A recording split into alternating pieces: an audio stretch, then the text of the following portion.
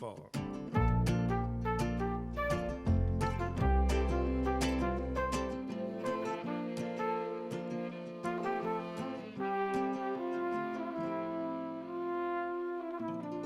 In June, I went to Ukraine to report and tell stories on the civilian war effort.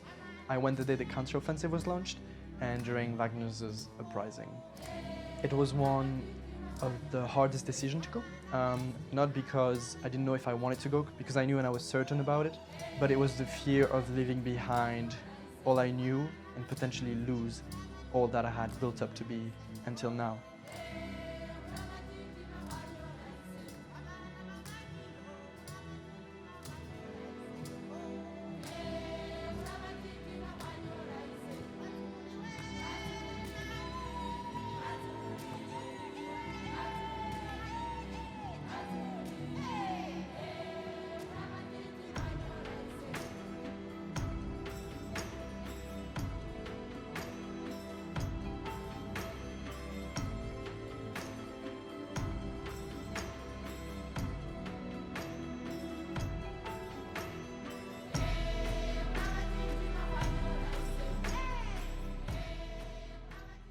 The dream of reporting from a country at war, not for oneself, but for a cause that goes beyond oneself, is very little understood, and we often see it as a cure for the one who goes, as sort of like selfish ways of finding purpose. And it is, there is a part of it that is true, but primarily it is a cure for the human condition. To go and learn how to help others, how to love others, and in the process of that, loving ourselves, so that we can all be equal.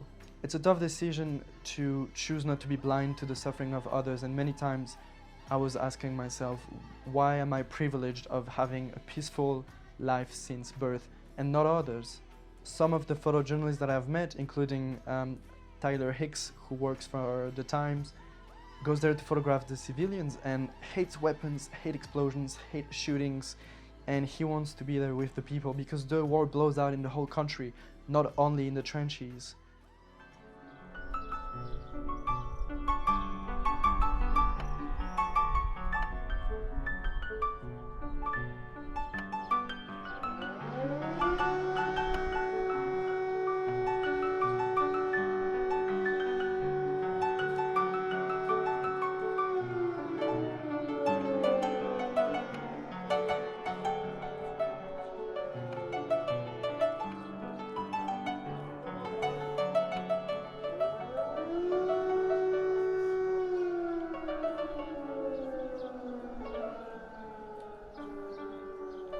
I had no idea how I was going to feel facing death and suffering from so close. And you learn and you realize about the fragility of life, the temporality of existence, and the insignificance of ourselves on a universal scale. Very quickly I have realized that I was fighting for a cause that was worthy of many lives, freedom, and I even wondered perhaps my own. The idea of death is very much inconceivable. You can be prepared to be tortured, to be shot, to be beaten, to be physically injured, but the idea of death is very hard to imagine.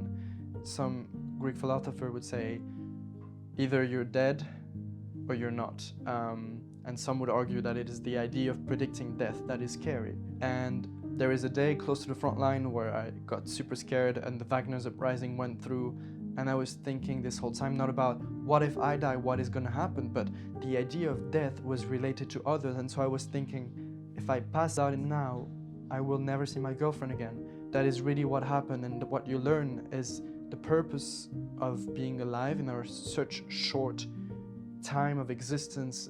Our lives is a pixel within a frame that is gigantic, and the real joy that I discovered with my Ukrainian friends, they showed me with grace how close death was, and that with this intensity of suffering, they managed to love me as much as they suffered. Людей різних національностей, різних релігій, різних мов, політичних поглядів.